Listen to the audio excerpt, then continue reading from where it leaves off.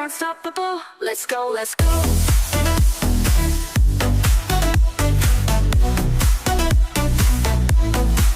Let's go, let's go. Control, control. I'm going to ask you about this here. So tilt it just slightly if it's just off angle. How do you mean? This way? I know. Tilt it. That. Okay, so it's straight. Yeah. So I'm directing most of my eyes into the camera. Exactly. Where is the actual camera bit? Is it on the right? Yes. Okay. Hello, all-nighters. Hold on, wait, already. Hello, all-nighters. As part of Mental Health Awareness Week, we are interviewing Ellie, who is an expert by experience for the South London Partnership Perinatal Collaborative. She's also with the Prue Maternity Voices Partnership Committee as service user. Hello, all-nighters. For this special episode to celebrate Mental Health Awareness Week, we are interviewing Ellie, who is an expert by experience for the South London Partnership Perinatal Collaborative. She's also a lived experience champion for the Maternal Mental Health Alliance. And if that wasn't enough, she has also worked with the NHS Perinatal Mental Health team in a peer support role. But wait, the current and recent thing that Ellie is doing is that she is a group leader with Bromley PANDAS. And we'd love to welcome Ellie. How do you juggle all this first? It's a piece of here and there, I'd say. Like, it's not everything all the time. Like, I kind of jump into one thing, and then when something else is like needed, I might jump into another thing. So, yeah, Incredible, amazing. And we've got you here today because, as we said, Mental Health Awareness Week. Mhm. But we also want to talk about a subject that I think a lot of mums experience. I don't think they necessarily know what it is. Actually, today is about unpacking lots of words that people might have heard but don't actually know what they mean. But I guess to start off with, what was your experience? Yeah, so my experience. So I have had a period of like depression several times in my life. And when I became pregnant with my first child, I half expected to become unwell. I did think like, well, it could well happen, like it might well happen. I was prepared for it. I had a mental health midwife during my pregnancy, which was really good. And lo and behold, Okay. So when you in your mind you thought actually this might be a thing for me, who did you tell that to? Who did you share that with in order for you to have a mental health midwife? Because I've never even heard of that before. So I'm just wondering, how do you get to that point? Yeah, so I think when you book in your pregnancy, so you'll have that initial is it like 8-9 week sort of appointment, and they go through sort of your history. So I updated them on like my mental health in the past, and they said, okay, we can refer you to a mental health midwife. And I saw her in pregnancy. I felt that there was, they made me feel like I was very deserving of that. There was no pressure to be like, you have to be seriously ill to access that support. It was very much she's here if I need her, but there's no pressure to you like, So I always kind of knew, okay, that's cool that she's there, like if I need her. But yes, fantastic service these days. Like I don't know if they're in all trusts or where, but yeah, mine's great. I'm still in touch with her now. I worked with her when I worked in the NHS for a bit, so I found that really useful.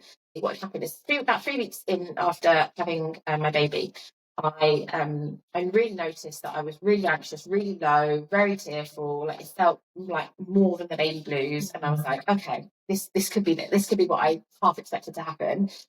I picked up the phone. I called my mental health midwife. She said, like, I'm free, I'm available. Talk to me. What's going on? And that's all I needed to feel safe to say, I am terrified at what I'm feeling, thinking, experiencing. I don't know what to do. But basically, I was in crisis. Yeah. So for me, the biggest symptom, I guess, was intrusive thoughts. Okay, so I don't know if you know much about them or if. Yes, it would just be worth what are intrusive. Yeah, because when I think intrusive thoughts, I think of the extreme end, which is I want to end my life and that type of intrusive thoughts. I don't know if that's along the right lines. I'm not good enough to be a parent and that type of thing. I don't know if that's I think they all come in. Basically, intrusive thoughts are kind of unwanted, uncomfortable, painful, disturbing thoughts. Yeah. That can come into your head because you can't control the thoughts that come about what happens when you kind of experience them and what you can do to manage them. They can come into your head, and they can be anything from. Well, I guess what I want to try and get across is that actually so many people have intrusive thoughts. I was thinking that.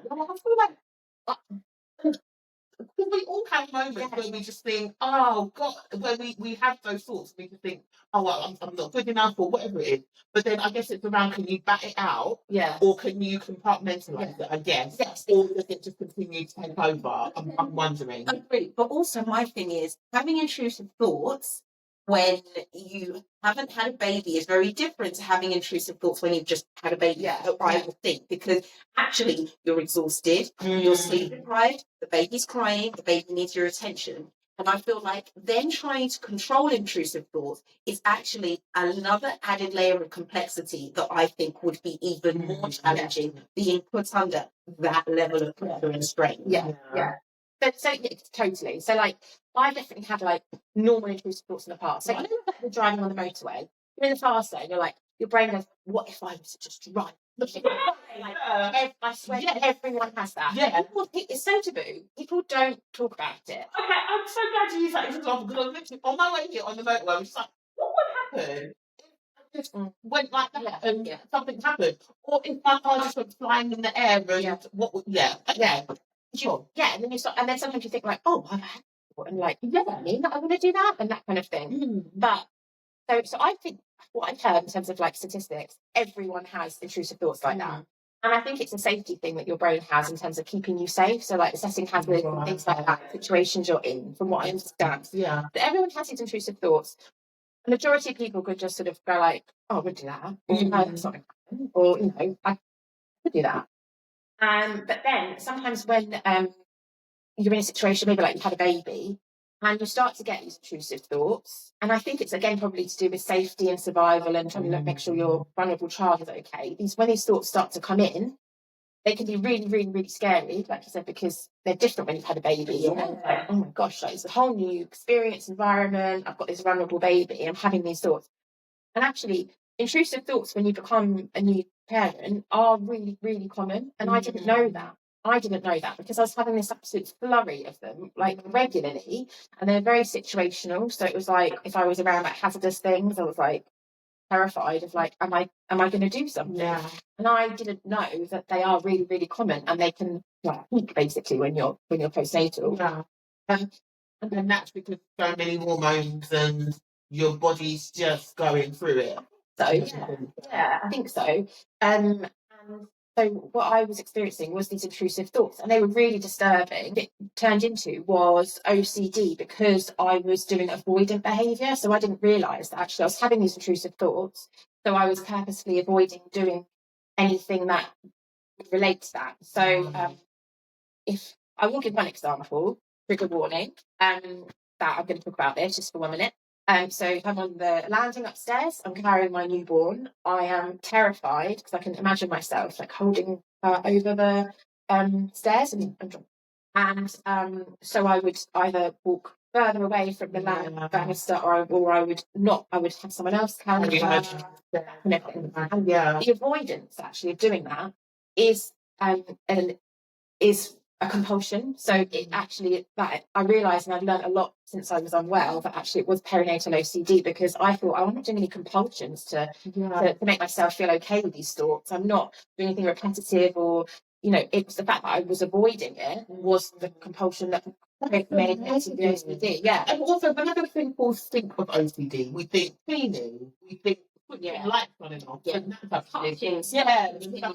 Counting a particular number. It absolutely shows up in so many different ways and angles and things like that, which it's just having to ask, do you use the word perinatal But I think people also, for me, what's the difference between perinatal and postnatal? Is there postpartum. or postpartum? Yeah, we always hear postpartum depression, but never, personally anyway, I've never really heard of perinatal mental health, I guess. So perinatal mental health encompasses the whole kind of start to finish, I guess, of your kind of journey of becoming a parent. So perinatal mental health, it can include preconception, your mental health, how you are preconception, so before you even conceive. So I know that the team that I used to work for supported women who maybe had a history of mental health challenges and were talking about or trying to conceive. The preconception and then pregnancy and postnatal. Postnatal and postpartum are the same thing. I think postpartum is more of an American word for it. So it kind of is perinatal mental health is how your mental health is throughout the whole period. So before pregnancy and also postnatal, I think traditionally postnatal is considered to be kind of up 12 months after you had your baby. But actually people are realising that you can have a really difficult time way beyond that. And you can also have like traumatic experiences, maybe difficult births that affect you for years and years and years and years. Actually, it's almost like there is really a cut-off point for postnatal or perinatal mental health at the end, because actually, I'll talk later about the group that I run, but this is the cut-off of we invite anyone who's got children, and we're not saying you have to have a baby that's 1 year old and you can't come after that, because actually people can be impacted way beyond it. It's just about how your mental health is from that point right up until after you've had a baby. That's a good point. That is such a good, because it's that thing of, you forget that something might just trigger you, and it could be like when the baby's 6 months, or it could be when the babies are like walking, talking 5-year-olds and stuff like that. But actually, it's that anything can just kind of come into your mind at that moment, and it could just trigger you. So send you back. So I think there's something about women being triggered for even longer. So you might, so somebody might come to my group, but we'll talk about that the group in a bit, but who, their child's kind of grown up, but actually they're still feeling a lot of things about their birth, or they've got a friend who's had a child. It can come up even at any time, like, how it was for you and how it felt. And I think everyone should be supported whenever it comes up for them, or whenever it's affects them, and they need support. And I think if they're going to reach out for support to do with their perinatal mental health experience, then that they need to be supported at any time. So what did that look like for you then? So when you realised actually this isn't, this is more the baby blues and stuff like that, and you spoke to your midwife and you spoke to your mental health nurse, is that right? Mental health midwife. So I called her in tears, explaining all these horrible thoughts I was having and what I was feeling and thinking, and she said, she just listened. She just listened beautifully, like, to everything that I needed to say to her. She didn't judge. She wasn't shocked, which I think was a really important thing. Because sometimes what you can say out loud, you're like, if anyone else has experienced this, I say this. And actually, people have a really, really a big fear about people having their children taken away. Which is a massive misconception. And I've learned a lot about that since working in the perinatal mental health team. That actually it's actually a real last resort. So it was a very long process if that does happen, and it rarely happens. So actually, you being honest about what you're feeling, which you might have a fear about your child being taken away, but the fact that you're being honest about it and seeking help, you're even further from that end of like having a child. You know what I mean? So it was quite scary, but she wasn't shocked, which was just amazing. And she was non-judgmental, and she kind of listened, like she understood a bit about what I was feeling, and then she said, okay, so I think you need to go to your GP. I think if it gets any worse, you need to go to A&E, which I did do in the following day. But she said, what I'm going to do is I'm going to refer you to the perinatal mental health team. She was really clearly, precisely said, this is what I think you need to do right in this moment, and this is what I'm going to do to support you. And that was enough. And I kind of felt like a little bit of weight had been lifted. And I still, over the next couple of days, felt quite, really uncomfortable, really painful, like horrible, still feeling horrible. Did end up going to hospital, but I don't think I would have done unless she said that you can. I didn't know that either. So, like, if you're having a crisis or a difficult episode, you can walk in and you will be triaged and assessed like any other like a physical. But then I guess my fear would be, I've just walked into A&E. They're going to take my baby away. Yeah. They're going to think I am not a sensible parent, that I'm not capable. Even if my husband's there, I feel like I would be too scared to go to A&E. And then the second thing is, I feel like my husband will be like, okay, she's crazy. Like, can she be around this child? How did that? Yeah, how do you navigate that? Yeah. So I guess it was the reassurance from my mental health midwife that like it's okay, you're going to be okay. Your baby won't take it away from you. Yeah. Like it's okay. Go, you can go to A&E. Yeah. And then I guess in terms of like my partner, he was very understanding, very supportive. But I think maybe because he's seen me in like that kind of situation, it wasn't quite as extreme, but he has seen me in that situation before, so he knows that I'll probably be okay. And I think he met my midwife, like my midwife. So I think he trusted in her. I was then put up because I was then under the care of the home treatment team, who are a crisis team that can basically come and see you every day. They're fantastic, but they're basically there to stop it getting worse and to just to be there in case it, you know what I mean, like the worst. So they'll check in with you like and ask you these questions. And they'd actually advised that I wasn't to be left alone with my baby, because of the intrusive thoughts that I had, which in hindsight I think probably is their default go-to. You know, oh, she's having these thoughts, it's a risk, don't let her be around. But actually, when I've now again learned more about intrusive thoughts and OCD, I don't think there's actually been a record of anyone who's had those intrusive thoughts doing anything like that. Yes. So I don't think there's actually been evidence to say that this. Yeah. Yeah. So although I was terrified that I would, that I think the NHS and those kind of organisations are pretty sure that actually there's not really any risk. Yeah. So I think almost the home treatment team saying like don't leave her alone with her baby made me think like, oh, they've emphasised actually like my doubting myself. Yeah. But that was kind of what they advised, and we got through that time. And so I was referred to the perinatal mental health team, who I actually thought I'd see quite quickly. They called me up and said, okay, we're going to come and assess you in 2 weeks. Oh. Yeah, I didn't expect that. Well, I think it's a twofold. I think it's that they need you to kind of almost come out of crisis to a certain extent. So I increased my medication, in treatment team. So I think they wanted to kind of see if, to basically come out of crisis. They're not a crisis team, which I didn't really understand at the time. Yeah.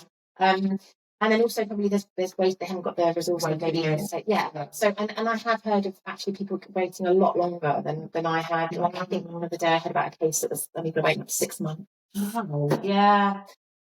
I don't think that's common, but I think I have heard that happened, and I think that's really, really sad that people are then expected to look after a baby. Yeah. I mean, people with no parents' mental health, I think, should be treated as a priority, because it's not just me as a mum, it's actually there's a baby in the mix. That baby needs to have the best start they can, and so the mum needs to be held in order for the mum to be able to hold the baby. Do you know what I mean? Like, so it's quite shocking that there's still quite a lot of waiting lists and things like that. But yeah, so I was seen by the perinatal mental health team, and then I was given support, given a mental health nurse. But I had a nursery nurse who worked with my daughter and I on bonding, and actually, although she was focusing on like our bonding and our relationship and us playing together, even just having someone in the room who I gelled with more and who understood perinatal mental health was enough for me to feel supported. So that really, really helps. And then I also used PANDAS Foundation, which is a charity I'll talk about in a bit, and did an online support group with them. So I found that really helpful. And then I also went to a group called Mindful Mums. So South East London Mind run a group called Mindful Mums, and it's basically wellbeing groups for people who you can self-refer, and it's, you don't have to be in crisis, you don't have to be kind of diagnosed as having any kind of mental health challenge, but it's just if you want to meet like-minded people who maybe want to be honest about what's going on, sitting in a room having honest conversations, which needs to happen more. Yeah, and so I went to one of those groups and stayed in touch with most of them, I think all of the mums afterwards. And then actually I'm still in touch with a friend who we had our second children on the same day. And so we were still in touch, like when we were pregnant and things, and like, oh, we're due a few days apart. How funny!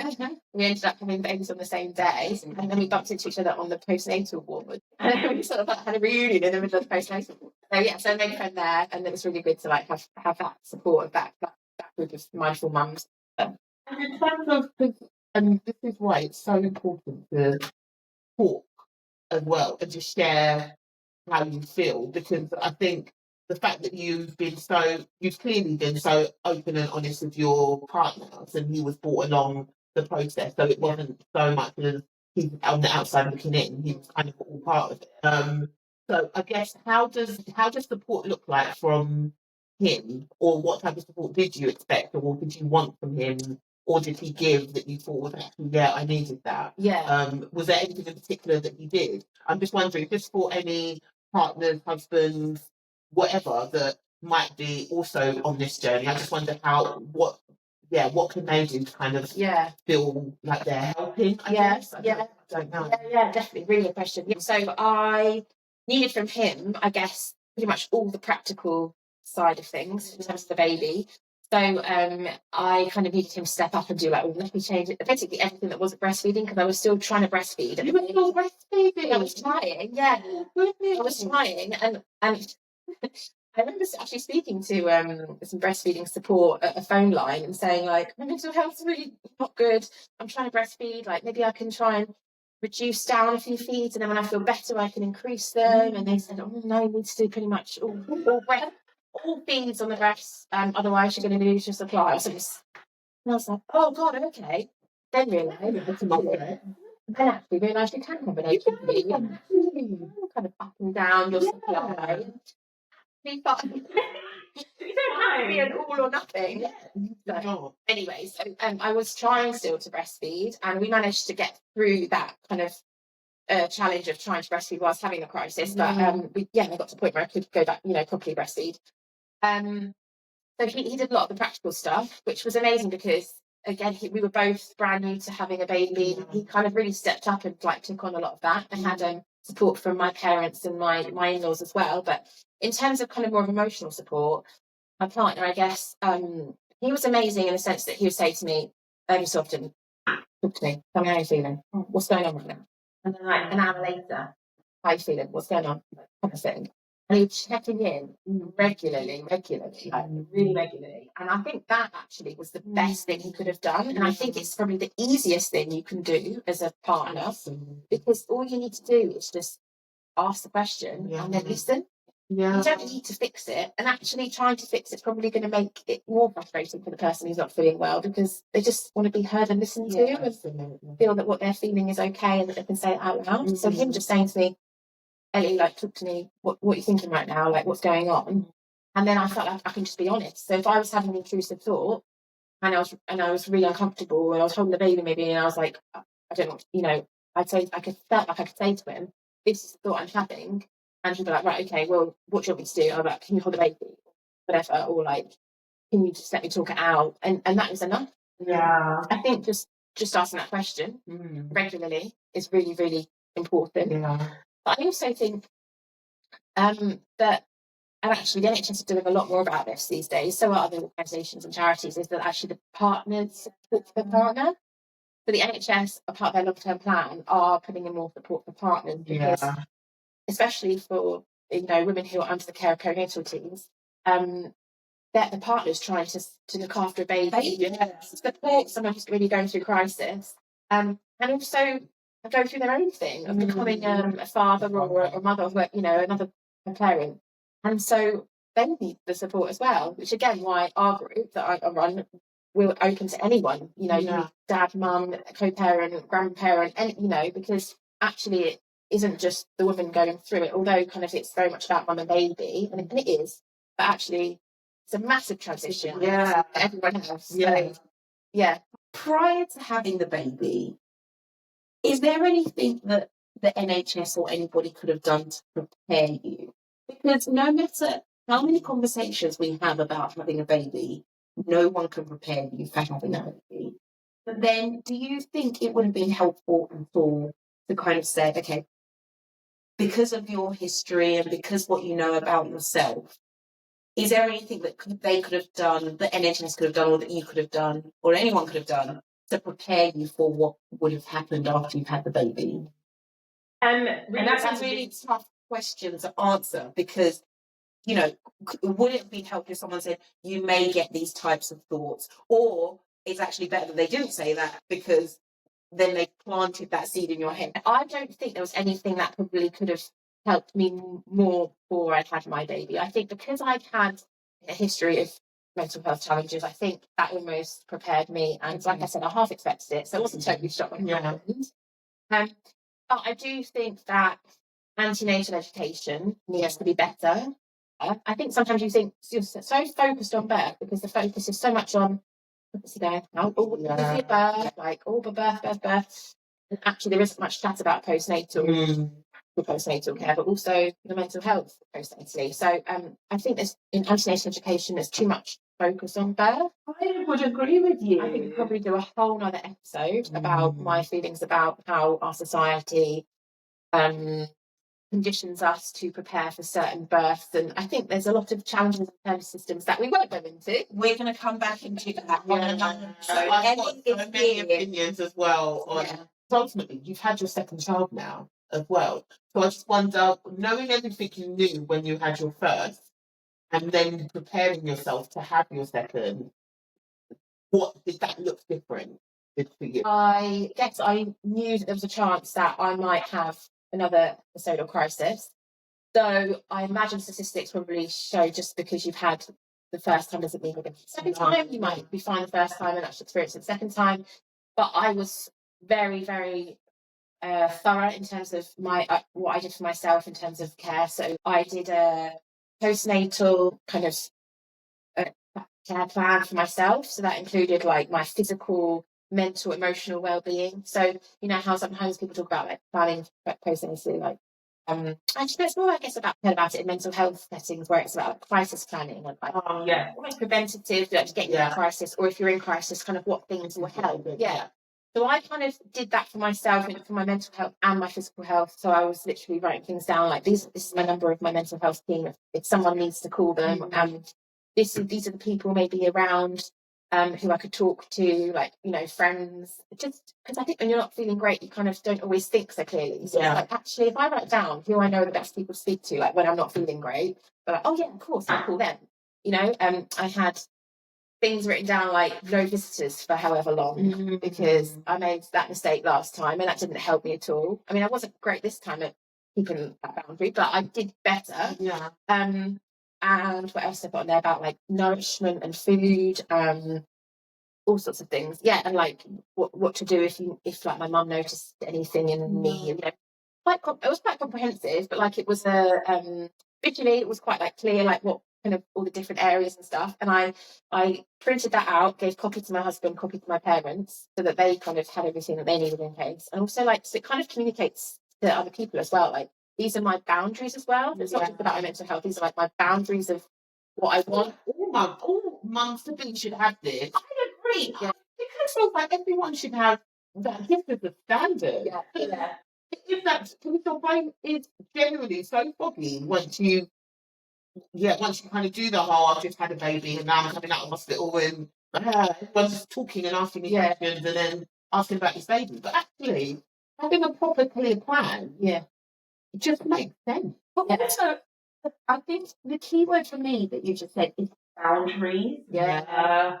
It is so important, but not just about you setting boundaries. It's about your partner helping you set those boundaries and then and because you're not in the mental state to set boundaries at all. And also for your parents to help you set boundaries, and the people who you trust and love, your sister, your cousins, your aunties, whoever, who are really close to you, to be able to say, actually, Margaret, you're not having a guest come round tomorrow, or I'm going to say to them that you can't see people at the moment and that you need time, or I'm going to say to them that you're asleep and you can't take anyone, or even leave the food at the door. These are my favourite meals, and you kind of tell people in advance, and they help you, and they make those meals for you. And they I remember just not eating properly, not nourishing myself properly, because it was like the baby needs to get fed, or and I think it's so important that plan that you've done. I think every mum should have that. Yeah, I think that it needs to be shared in all. Like they have to talk about mental health, what people might expect, and they have to share or support you in preparing yourself for that postnatal period. So I think when we talked about antenatal education and what maybe could be done, I think that that the antenatal educators should talk about what might happen postnatally. I think they should be honest about things to look out for, especially when you're in life-threatening mental health challenges like postpartum psychosis, which is an emergency. You need to go straight to hospital. So what to look out for in yourself, what your family can look out for, because I think that's the best way to know that this is normal. And I think there could be a part of that antenatal education that can say, you might well feel this, and actually this is totally normal as a parent. You might also feel this. I'd maybe reach out to your GP if you feel like this, or if you feel like this. Cool, no, like no, And I think that needs to be much more wide. So I know that for me, that if I'm starting to feel a bit low, I'll get quite withdrawn. I won't really message friends. I'll want to sleep a lot because that's my kind of way of escaping how I'm feeling. And luckily I know that about myself, and kind of my family know that. But that could be the first, for a lot of people, it could be the first time experiencing that. So actually, they don't. Yeah. But I think again, it's maybe kind of notice as best you can, but also just checking in. And like I said before about my other half, like asking. So how's it going then? And keep it very open questions. How are you doing? And letting them. And silence is good too as well, because like in my group, they can be quite uncomfortable, but actually that can really allow people to talk and to maybe think and then talk. So actually, if somebody's not quite sure how they're feeling, having someone say like, how is it going? And then just that opportunity and that kind of quiet space. And then you might get really on pause. They might say, I don't feel myself. And that's just a step to opening up. Because I don't think you can always notice it maybe all the time, but actually just giving the opportunity to let someone talk about what's going in their heads, because they might be quite confused as well. Second baby. You asked second baby. So how did that go? So much better. So much better. I almost didn't quite realise how different it can be. I think first time, it probably was a lot of things came into the mix, probably in terms of being a first time mum, also birth the first time. You don't really know what's happening. You don't know what you're doing. It's never really natural anymore. A lot of places are have an induction. Just because you're your baby's too big, your baby's too small. The baby's too big. It's induced. Oh no, wait, actually. And then second time, I was headstrong, I was clued up, I was researching, when my antenatal care, someone was like, oh, your baby's really quite big. But then I read, I was like, thanks for that information, I'll take that away. Read up loads, realised actually always accurate when they measure. And again, they weren't.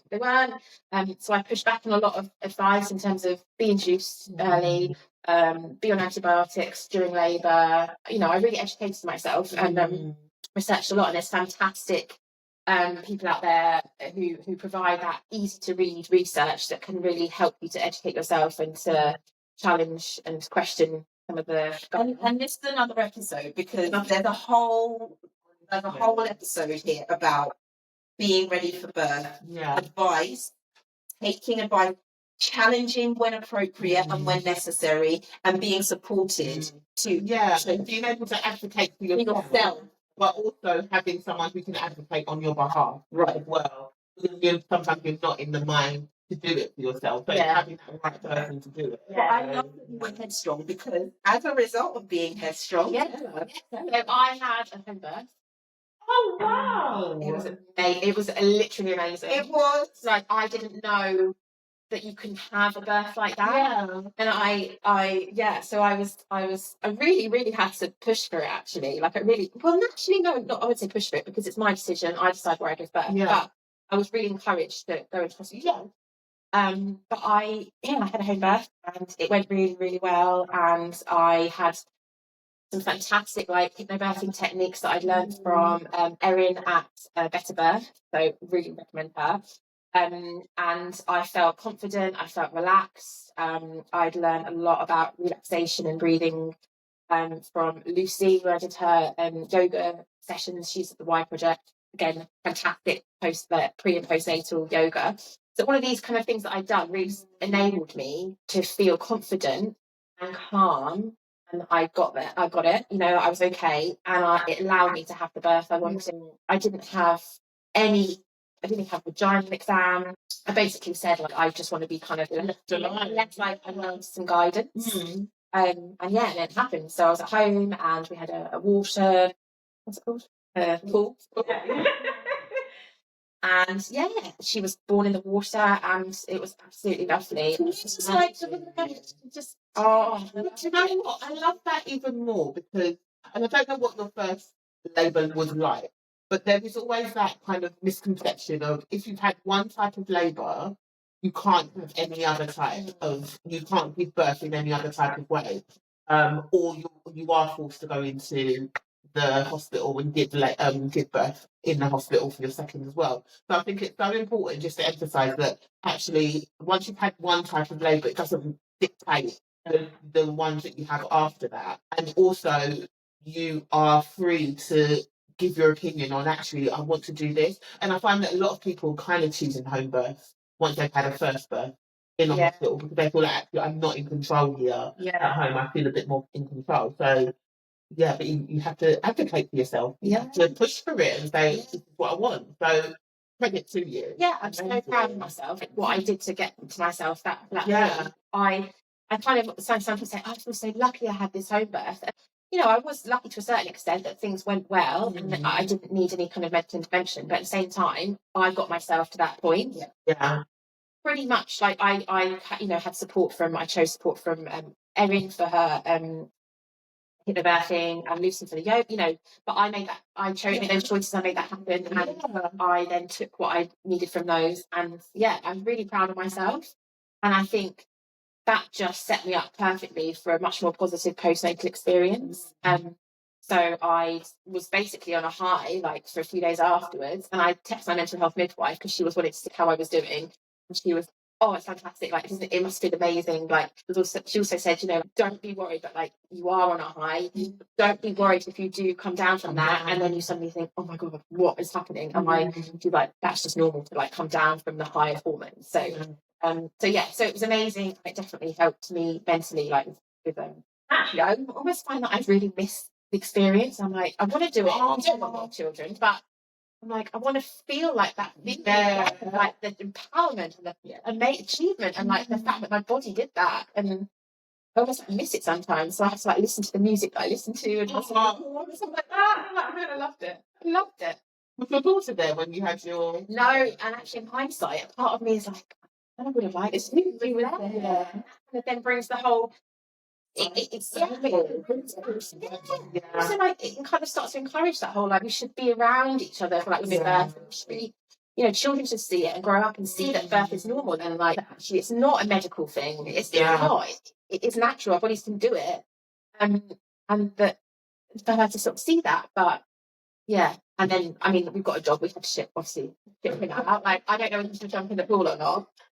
I don't. So I really glad he wasn't there. But I was you did it, baby. But I think maybe I would have liked my dog there. Definitely, I'm glad I did the dog. Yeah. Heartbeat screaming, love so good that the walls start talking. Heartbeat breathing, one more touch and you kill me softly. Roses, daisies, I've been asking every flower. Hi everyone, I just wanted to introduce myself. I'm Ellie and I am the group facilitator for the new Bromley PANDAS support group. So I live in West Wickham, just up the road from the venue where we'll be at, which is SJ's in Coney Hall. I'm mother to a 2-year-old girl, and I live also with my husband and my dog. I was quite poorly when I gave birth to my daughter, and was under the care of the perinatal mental health team.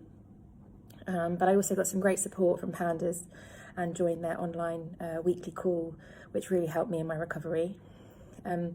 I've thought about supporting others using my experience for quite a long time, and now I'm really excited to say that I've set up this group, and I really hope that it will help others and it'll be a real community.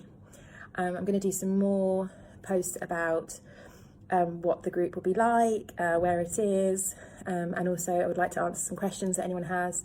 But for now, I'll say bye. But no, you referenced PANDAS throughout our conversation, so I think it's just a good time to actually say what PANDAS is. Yeah. And the work that you do. Yeah, so I'll talk about the charity itself first, because I just think it's fantastic, and then I'll talk about what I do for them. The PANDAS Foundation is a national perinatal mental health charity, all of pretty much run by volunteers, and all of the volunteers would have some sort of lived experience of, I guess, being a parent or being involved in a child's life, or who perhaps have suffered with their perinatal mental health, perhaps have been in crisis. Or maybe supported someone who's gone through a difficult time. So all the volunteers have some sort of experience, and then they are there for anyone who needs support. So it's all about peer support. And peer support, I don't know, if anyone who maybe doesn't know much about peer support, but it's basically supporting others and being supported through shared experience. So you can have, peer support in terms of, I don't know, maybe if you've lost someone close to you and you're grieving, like, if you meet someone else who's been through that, actually just being together, talking about experiences, that's peer support, because that person gets it. They offer various different channels of peer support. So we've got the in-person groups, online support groups, Facebook groups. There's kind of more of a dad-specific support group as well. There's WhatsApp, so you can message on WhatsApp. There's a bookable call service, and there's an email service. But there's lots of different ways that you can get support. And what I love is that it's free. You don't really have to wait any period of time, because you can just message and you'll probably get a response quite quickly. And you don't have to be referred. You don't have to be in crisis. You could be having a little bit of a day, and someone there and someone who gets it. And so I just think it's brilliant. And it's actually, when I tell people about it, a lot of people haven't heard of PANDAS. Never heard of them. So they are definitely getting bigger. They're growing. I think obviously now kind of perinatal and maternal mental health is becoming, more main. People are more aware of it. So hopefully the charity will be kind of more known to people, because they offer such great support. So they're fantastic, and I used them. So actually, I think it was my other half who discovered PANDAS Foundation and said, "Oh, there's a charity that you maybe could join their online support group to help you." And I did, and it was the period when I started it when I was in crisis. I just joined the call. There wasn't any pressure to kind of say a lot. I was sitting there listening, hearing from others, maybe introduce myself a bit, but it was just a lovely space, even because I do prefer it in person, but even just online, it was a lovely space. And I got a lot from that. So credit PANDAS Foundation for an element of my support as well. And it's just incredible that this support exists and not many people know about it. But it's free as well. And I would definitely encourage anybody who, as you said, you can have a newborn, you can be pregnant, you could have a 5-year-old, an 8-year-old, to just be part of these conversations, because we've all been through this process of giving birth. We want to heal, and we want to heal in a safe environment, right? And I think the PANDAS Foundation and organisation offers that kind of support, but not just you've got to go into a centre and talk to somebody. You can do it on the phone. You can be online. You can do it via email. You can remain anonymous if you need to. And it's just this one-stop shop for all those conversations that you want to have and that support, right? You are now a group leader. So tell us about that. Ever since I got support from PANDAS, I signed up to their newsletter, so I kind of hear what they're doing. They call out for more group facilitators, so they said we want to open more groups. We want to increase access to our services. So I thought, of course you do. We were still on the high. It's so simple. Like, I'm not expected as a group facilitator to say the right thing, to fix things, to be a therapist. I'm just there to organise a space and to let people just come together. I don't actually need to do a lot. And you say, well, she does. Exactly. So I basically thought, I could do this. So I contacted them and then had a chat with them and had a bit of a sort of interview for them to check out like me and for me to get a feel for whether I wanted to do it. And I kind of heard about what's involved, how much time it might take, because obviously like the fact that I had lived experience is because I had children, and obviously it's quite difficult, you all know, having to fit things in. And so they say, it actually doesn't need to be a big time commitment. You can work it around you. So I run a local group that I do twice a month on a Tuesday evening. It's brilliant. I've been doing it for a year and a half now. It's an in-person free peer support group. It's called Bromley Pandas. Sort of my poster says like pregnant and new parents support group. But like I said, it can be it doesn't have to be just parents. It can be anyone who's involved in a child's life, mums, dads, grandparents, friends. We meet for an hour and a half, and it's very much, you're welcome to come in. I'll make them a hot drink, get biscuits out, we'll take a seat, and we kind of sit in a nice sort of chilled space. So where it is, it's called SJ, and it's owned by a local church, but it's very much a community space.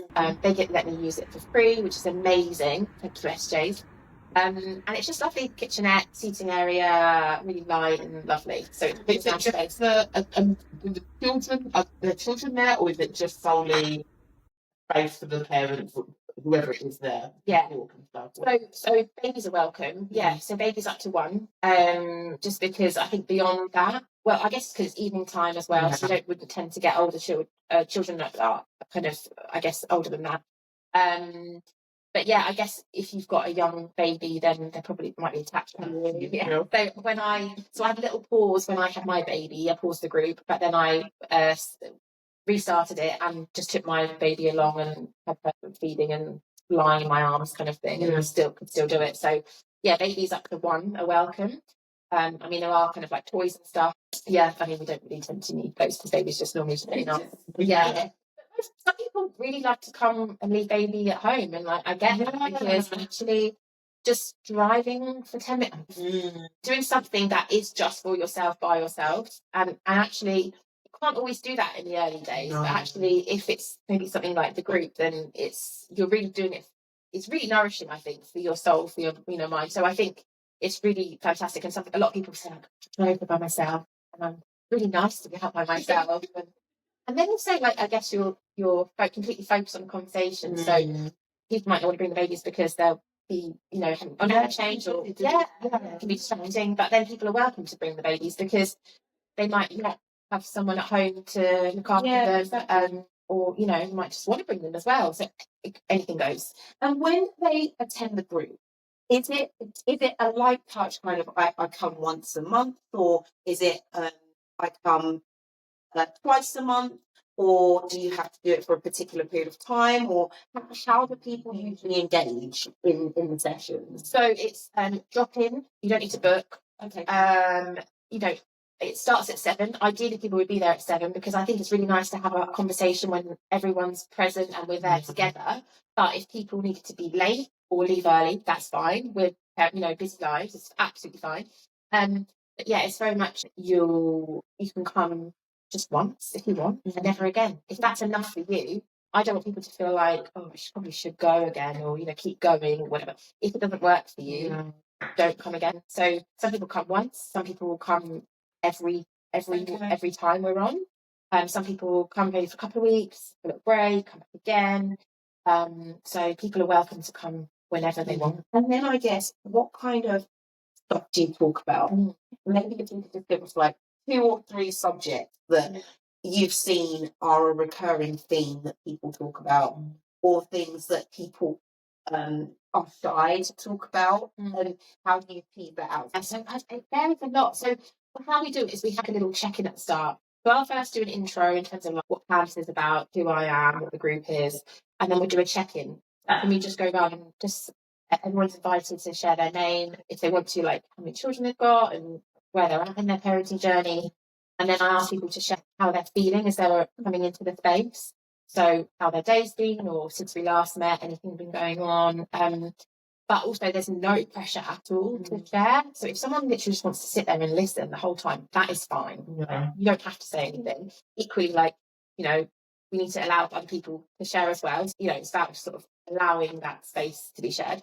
I'll do a check-in, so we'll see how everyone's feeling.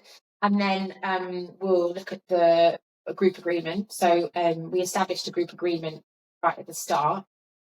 And I've had some good facilitation training through the NHS, which was incredible. And it really gave me the confidence to start the group. So I'm really lucky I had that, because I think it gave me some tools and things to use. And one of them was the group agreement. And for me, my focus on the space I have is to create the safest space I possibly can. So making it feel welcoming, making it feel not so scary. So like, for instance, I try and do videos on social media to say, like, this is the video of like inside the space. This is me. This is what the session's like. You know, just so people don't feel like the first time they see me, or the first time they see the space, or like the first time, because I think it can be really daunting to go somewhere new, especially when you're not feeling great. So one of the things as well we do is group agreement. So it's about just writing some things down that we think, not rules as such, but just guidance in terms of how we're going to use the space. So things like just be aware of triggers. So if you feel like you want to talk about something that might be triggering, just to say, I'd like to talk about this. Is that okay? Things like let's try and be present as we can. But obviously, people need to answer calls and stuff. That's fine too. Let's embrace silences. So they can be so uncomfortable sitting in silence.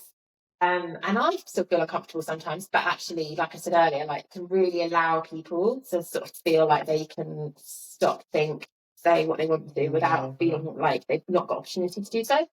And so that group agreement kind of just really, I think, helps people to realise actually this is a really safe space. And then we'll have a kind of a bit of an open, most of the session is just a big open space of like, okay, what do we talk about? Usually we do find something to talk about quite quickly. So it could be something someone's raised in check-in.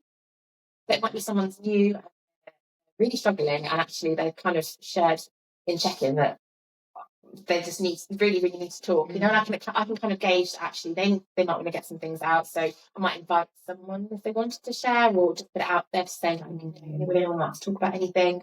But yeah, like we talk, I guess, there's been so many different conversations. I wouldn't say there's something that comes up a lot.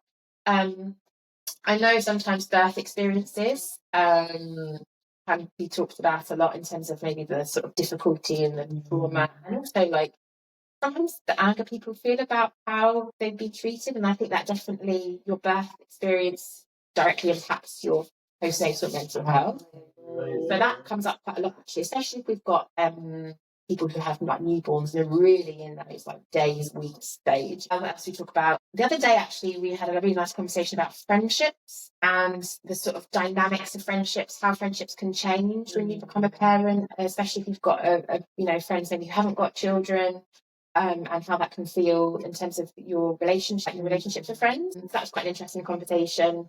So matrescence is basically the transition from woman to mother, and it's kind of how it feels, and physically, emotionally, spiritually, how it changes you permanently. So you go through a matrescence when you have your child, and I think they say you go through one every time you have a child.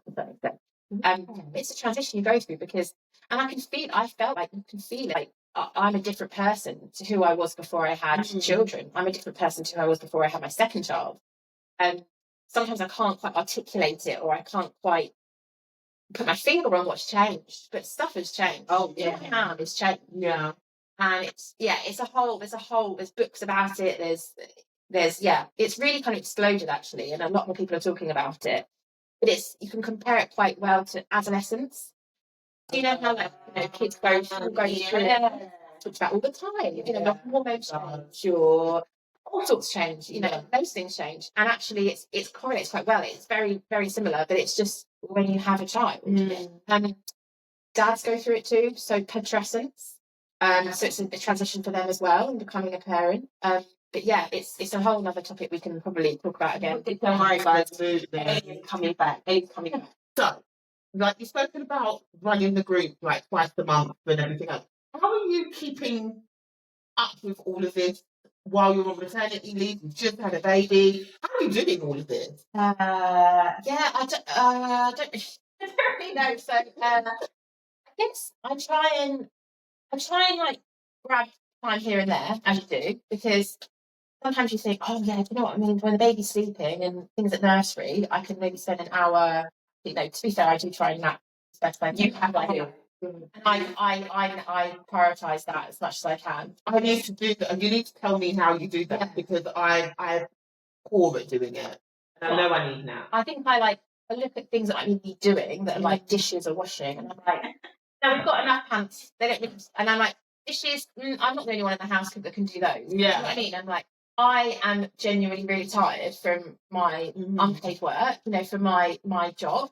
Of looking after children, so I am going to take a nap. And I'm going to nap the baby naps because I just think it's really important because I think that's what like your body needs that. It's not just like, oh, I'm tired. It's like actually your body keeps yourself well, keeps you healthy when you're resting, and especially if you have we're not experiencing like the times of newborn nights anymore. You know, it's not like relentless, but you know, I still wake up at least once a night to feed, and so I just think that I do deserve to have rest. Everyone watching, listening, you deserve that. You really do. Take a leaf out of Ellie's book. Take a leaf out of my book. So on a Friday when I don't work, I literally have a nap. Good. So a nap from like 1 to 3 when we pick up Zettia from school. But you need it. Yeah, you do. And actually, people might say, well, I can't just lie down and have a nap. You know what? Actually, lying down in a preferably dark room is good enough. Yeah. There's different types of rest. I just happen to be really good at the one where I'm asleep. But like lying down, and actually, I think it was a mental health nurse told me this when I was unaware. But like, just try, even if you can't sleep, even if your brain's pretty awake, just darken the room and lie down. Yeah, and that's enough. Yeah, so I need to do that. Yeah, I need to. Yeah, you use an interesting term that I've never heard of before. You say maternity service, not maternity leave. Yeah. I class. Well, I think since reading a certain book, I class myself as like big maternity service. I love that. I love the term maternity service because it's not leave. It's when you're holidaying. Yeah. It's not annual. It's like annual leave or like leave. Yeah, no.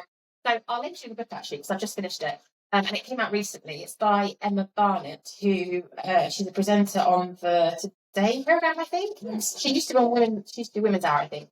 And she's written a book about being on maternity leave, and actually that she thinks it should be called maternity service because we're basically doing unpaid labour. So I think there's lots of statistics out there, but I think someone estimated, how much what our salary should be and actually what we would be paid and what the industry would be if we were paid for our time.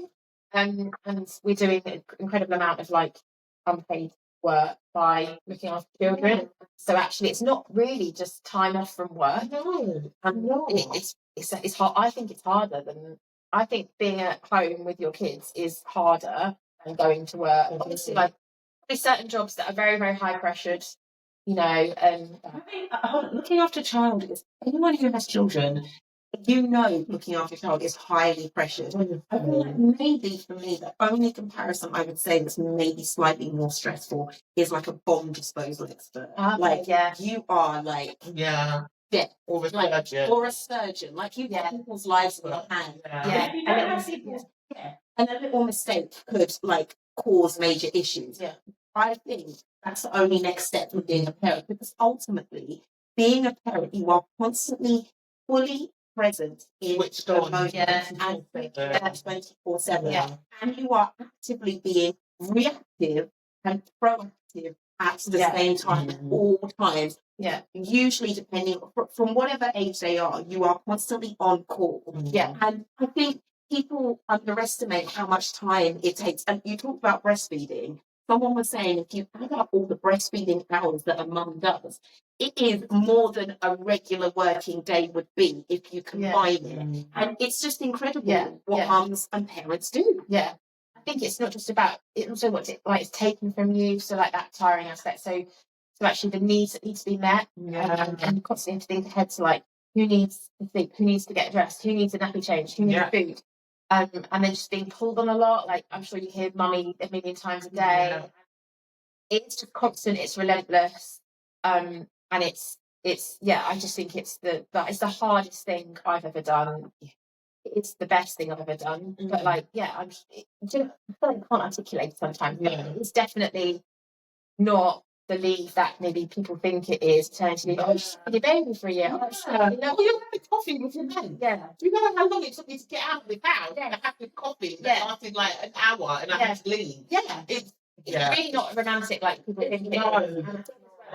The adjustment from, say, if you were working full time and, you know, a great job, you're going from that to suddenly overnight becoming a parent, recovering, and actually recovery takes a long time. Then you're having to adjust to sort of do this kind of thing, and then also, like, once your maternity service is over, you're having then to transition to becoming a working mum, which I haven't. Well, I actually did for a little bit in between my kids, but not. It was part time, and I felt like It's still the same. yeah, okay, Yeah, we've got to own it and just accept. Yeah. Whether you're part time, whether you're doing 1 day a week, you are still a working mum, Yeah. or you're a working person. But also the term working mum, like, nobody says they're working dads. They're just dads that are working. Yeah. They're not even called dads that are working. They're just called men who go to work. Whereas women are working mums. I'm like, a whole other show on terminology. a whole series. But we've got a whole series to go on. Yeah, so I'll end the book because I think it's really interesting in terms of like question what the preconception about maternity is. So, but I do think as well that if we live in a world of patriarchy, but if maternity leave, if it was meant to be maternity leave, Service. thank you, it would be paid. Yeah. I do think that there wouldn't be a break after 6 weeks or after 6 months or whatever it is that it looks like for wherever you work. It's where the lottery and where you work that will depend on what your package looks like. But I do think if it was men who were in our position, it would not be as difficult as this. It'd be better paid. Much better paid, much better resource supported. But that's a story for another day. Sorry. No. So, what is next for you and Bromley Pandas? Yeah. So for me, I'm gonna probably hopefully go back to work later this year in peer support role. Fingers crossed. Still gonna do all the navigating, the going to nursery and all of setting that up. But the group. So I guess I'm just trying to promote it as much as possible. So luckily I have some like funding, a bit of crowdfunding, and then also getting some donations. So I'm trying to use that as much as I can to promote the group, because I think for me, getting the word out about the group is the most important thing. So I'm kind of think, how can I do that? So like speaking to GP surgeries and maternity services, because I feel like they're people who are going to be seeing maybe women and dads, you know. So yeah, promoting the group is kind of what I'm really focusing on this year and probably going into next year. Talking about promoting the group, you did a talk recently, which was amazing. So it was. I'll let you say. Yeah. So I went to Mother Cuppa. So for anyone who doesn't know it, it's I guess it's a coffee morning, a mum's coffee morning in Beckenham. But it's so much cooler than that, isn't it? Because it's in a pub, in the Chancery pub in Beckenham. It's run by Katie, who's lovely. And it's just like a place to meet up and to chat, have coffee, cake. They make amazing cake every week, and to chat with other mums and meet other mums. They have speakers every so often, so I did a speaker slot and I spoke about the group and my experience. They also run pre-love sale, paediatric first aid as well. They sometimes do baby carrying, drop-ins and things like that. It's fantastic. It's really, really good. So I did a talk there, which was really nice. And a couple of my group members came along to watch and support as well. So because I took both of my girls with me, so I had like baby and mums and had someone on standby to hold if I need to continue to coaching. And so it was really nice actually to have that support from my group members as well. It was just a really good talk and lots of positive feedback on Instagram and Facebook and social media. It was just like such a great experience for people to hear, and you sharing that and then really important that bit. And then people then being involved in the panda. So how do people get involved? Yeah. So I think if someone wanted to volunteer with pandas and use the experience they've had to help others, so you can reach out to the charity and you can become a volunteer in any of the channels that they offer of support. So PANDAS are great in the sense that they offer really great training. You kind of have supervision. So if you need to like debrief or have a chat after like you've been volunteering in your shift, then they're great for that. So yeah, they really welcome any volunteers. If you wanted to run a group, then they're really, really keen to open more groups, especially in London. So if anyone is in London and thinking about it, honestly, it's amazing. You can reach out to me and ask me any questions. If anyone wanted to volunteer for a group but didn't want to necessarily open their own group, then you're welcome to talk to me about maybe co-running the group. Because at the moment, it's mainly just me having a little bit of extra support sometimes. But yeah, if anyone wanted to sort of volunteer as well, then I'm very keen to have anyone who wanted to help. Yeah, so just get in touch with the charity and they'll be able to help. And also just to come to your session as well. So how did we just, like you said, you sign up, we go on the website, we go on Instagram. So tell us how we can find you. Yes, so we're on Instagram and Facebook, just Bromley Pandas. We've also got a little space on the PANDAS Foundation website, so we've got a little dot on the map as to where we are. I try and put as much information as I can on Instagram and Facebook in terms of what you might need to know before you come or what you'd like to know before you come. You can reach out to me on Instagram and I'll reply to your messages. You don't need to book, you can just turn up. You can decide last minute if you want to come. I think it's really important that you don't feel like you have to book and be committed or I'm not sure, I'll decide, you can literally just turn up and decide last minute. That's absolutely fine. You just don't need to book or anything. So yeah. And you can drop us an email as well, bromleypandas@gmail.com if you don't have social media. We respond. Thank you. It's been amazing having you, and already we can't wait to have you back. Such an important topic. I mean, I'm very grateful for sharing your story because I know that as many times as you might have told it never gets easier to have certain conversations and to talk about experiences and things like that. So I'm grateful to you for sharing with us and having that conversation again. And just your wisdom as well. Like there's so much things that I'm going to be listening back on, just being like, okay, yeah, this is what we do. But my favourite thing has been maternity service. Yeah, I'm taking that. I'm then away. I'm going to borrow the book because I don't want to get into my thingy again, but it makes me when people talk about maternity leave, it's all flowers and cake. So yeah, but thank you so much. You are incredible. I've loved it. And we're having you back. We're having you back. Coming back. There's so much to talk about. When was the last time you pulled an all-nighter? Okay, I had to think about maybe when because this might come up. So I would say probably the night I had my home birth because it was obviously had some contractions earlier in the night, so that kept me awake. Could not try to sleep, could not sleep. Then I gave birth. What was it? 1 a.m. in the morning, and then obviously chunk of time where I was getting, placenta came out, stitched up. That takes time, so I was up for some of the night for that. And then my daughter's temperature was quite low, so we had to keep an eye on that. So then we ended up actually popping into hospital to get her checked out. Yeah. So that's like a 24-hour. Yeah. That's the real night. All right. So, everyone, we are now going to do a quick fire round to find out a little bit more about Ellie. And she is prepared, but she's also not prepared. So, we're going to ask a few questions. And Ellie, you've not got much time to think about it. Okay. First thing that comes to your mind, just say it. Oh, gosh. Okay. All right. Dogs or cats? Dogs. Chicken or fish? Fish. Being asleep or being awake? Oh, sleep. Holiday in America or holiday in Japan?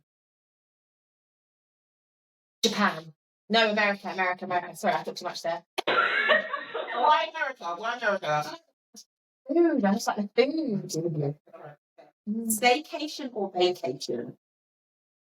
Vacation. All right. All inclusive, half board, or breakfast only? Breakfast only. Why? Well, we were talking about this the other day because we were looking at booking a holiday, and we just like to try different restaurants, like fancy restaurants. Favorite season? Autumn. Why? Because I don't like it when it's really hot, but I don't like it when it's really hot. important. All to just right. Yeah. Okay. Tea, coffee, or hot chocolate? Coffee. Okay. Walk, run, or drive? Walk. Why? Why? Where am I going? Anywhere. Where? Because it feels a bit like I'm in between. Okay. Like I want to get back into running. I'm just a bit scared of the pelvic floor stuff. Yes. Okay. Another show. Yeah. Yeah. So I'd say walk. TV or radio? Book. Favorite book at the moment, or favorite book ever? Or favourite book at the moment? Oh. You know what? I read a book ages ago that I really liked. And I haven't read it in years, but I would like to read it again. Flowers for Algernon. What's that? It's a fiction about a guy who I think he's got like additional needs, and he is been given kind of medication to like make him to get rid of those, and so then he kind of realizes that he can like write really well, and like he can express himself really well, and you kind of see it change in the writing and the narrative, and then it kind of wears off, and it's just heartbreaking. I don't know. Yeah, it's just I don't know. There's something about that book that was just really got me. Oh, Yeah. Right, one to read. One to look out for then. That's it. And that's it. Thank you so much, Ellie, for joining us on Pulling an All-Nighter.